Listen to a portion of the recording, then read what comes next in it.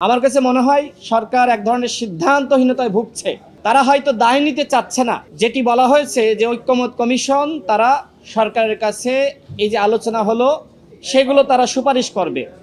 কিন্তু আমার প্রশ্ন হলো, যে প্রশ্ন আমি ঐক্যমত কমিশনকেও করেছি, যে আপনারা তো সরকারের পার্ট, মাননীয় প্রধান উপদেষ্টা এই কমিশনের প্রধান, সুতরাং শুধুমাত্র সুপারিশ করলে হবে না, কিভাবে আপনারা বাস্তবায়ন করবেন সেটি আমাদের সামনে আপনারা উত্থাপন করেন।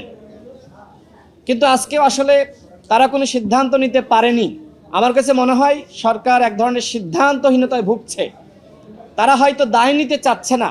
তারা মনে করছে আমরা যদি সিদ্ধান্ত নিই, সেটি যদি কোনো দলের বিরুদ্ধে যায়, সেই দল তো আমাদেরকে শত্রু মনে করতে পারে। এই ভাবনার জায়গা থেকে মূলত তারা সিদ্ধান্তে উপনীত হতে পারছে না।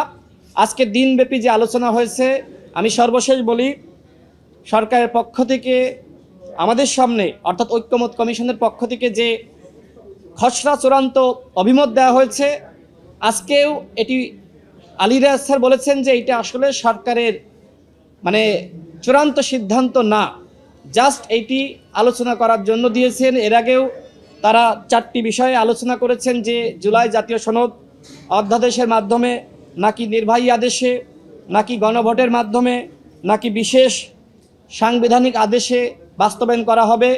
সেই 4টাকে এখন একটা জায়গায় আনা হয়েছে এবং সেখানে একই সাথে সাংবিধানিক অর্ডারের কথা বলা হয়েছে এবং এই সাংবিধানিক অর্ডারকে আইনগত ভিত্তি দেওয়ার জন্য গণভোটের কথা বলা হয়েছে। একই দিনে জাতীয় নির্বাচন এবং গণভোট, সেখানে হা বা না ভোট নেওয়া হবে।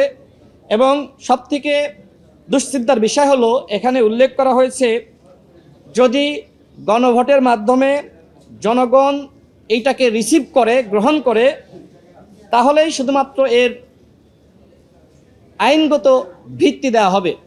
কিন্তু আমরা পৃথিবীর বিভিন্ন দেশে দেখেছি এরকম নজির রয়েছে যে গণভোটের মাধ্যমে অনেক কিছু আসলে বাস্তবায়িত হয়নি। আমাদের সন্দেহ সংশয় রয়েছে, বিশেষ করে হয়তো আওয়ামী লীগের সাংগঠনিক কার্যক্রমকে নিষিদ্ধ করা গেছে, কিন্তু আওয়ামী লীগের তো একটা অংশ ভোট দেয়, তাদের ভোটার রয়েছে। নানান ধরনের চক্রান্ত ষড়যন্ত্র হতে পারে। জুলাই সনদ বাস্তবায়ন না করার জন্য নানান মহল নানান ধরনের চক্রান্ত করতে পারে, যাতে করে না ভোটের সংখ্যা বেশি হয়। আমরা মনে করি সরকারের উপরে জনগণের ম্যান্ডেট রয়েছে, গণ অভ্যুত্থানের থেকে বড় ম্যান্ডেট আর কোনো কিছু হতে পারে না। সুতরাং সরকারকে জুলাই সনদের বাস্তবায়ন এবং আইনি ভিত্তি দেওয়ার ক্ষেত্রে অবশ্যই চূড়ান্ত সিদ্ধান্ত নিতে হবে। সর্বশেষ বলবো, সব কিছুর হয়তো বাস্তবায়ন এই সরকার পারবে না। কালার এক্সপার্ট, জর্জ স্যাপ এবং মাইল্ড অন হ্যান্ডস টেকনোলজি সমৃদ্ধ অরিক্স ক্রিস্টাল ওয়াশ আপনার লন্ড্রি এক্সপার্ট। কিন্তু এই সরকারের আমলে যা কিছু অধ্যাদেশের মাধ্যমে বাস্তবায়ন করা সম্ভব সেটি করতে হবে, আর যা কিছু সরকার বাস্তবায়ন করতে পারবে না, আগামীতে যেই ক্ষমতা আসুক না কেন, এমন আইনগত বন্দোবস্ত সৃষ্টি করা যাতে করে সেই সরকার বাস্তবায়ন করতে বাধ্য থাকে। এখন সরকার যদি এই আইনগত ভিত্তিটা জুলাই সনদের দিয়ে যায় এবং জাতির সামনে যদি সবগুলো দল কমিটমেন্ট রাখে, যে ধরনের আয়োজন হয়েছে আমরা দেখেছি জাতীয় সংসদ ভবনে জুলাই ঘোষণাপত্রকে কেন্দ্র করে, ঠিক আইনগত ভিত্তি দেওয়ার পরে যদি জাতীয় সংসদ ভবনে এই ধরনের একটি আয়োজন অনুষ্ঠিত হয় এবং পুরো দেশবাসীর অংশগ্রহণ, ফ্যাসিবাদ বিরোধী সকল শক্তির অংশগ্রহণ থাকে, তাহলে কেউ এটাকে ভায়োলেট করতে পারবে না।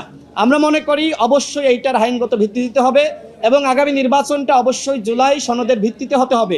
তবে প্রশ্ন থেকে যায়, অনেকে বলছে যে তত্ত্বাবধায়ক সরকার ব্যবস্থা, আসলে এই সরকারকে ভেঙে দিয়ে তত্ত্বাবধায়ক সরকার গঠন করার বিষয়ে মতামত বিভিন্ন জায়গা থেকে আসছে। কিন্তু প্রশ্ন হলো, আমরা যেখানে এই জুলাই সনদ নিয়ে, রাষ্ট্র সংস্কার নিয়ে ঐক্যমতে পৌঁছাতে পারছি না, সেখানে তত্ত্বাবধায়ক সরকার গঠন নিয়ে কে হবে প্রধান উপদেষ্টা, কে হবে উপদেষ্টা, এই বিষয়ে তো আমরা চূড়ান্ত সিদ্ধান্তে পৌঁছাতে পারবো না। এবং আমাদের এই দ্বিধাদ্বন্দ্বের সুযোগে আওয়ামী ফ্যাসিবাদ আমাদের বিভাজনের সুযোগে তারা কিন্তু মাথাছাড়া দিয়ে উঠতে পারে।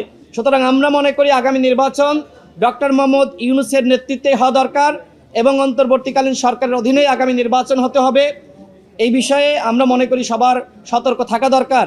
এই মুহূর্তে এই সরকারকে ভেঙে দিয়ে তত্ত্বাবধায়ক সরকার গঠন করা, এটা কোনোভাবেই উপযুক্ত হবে না।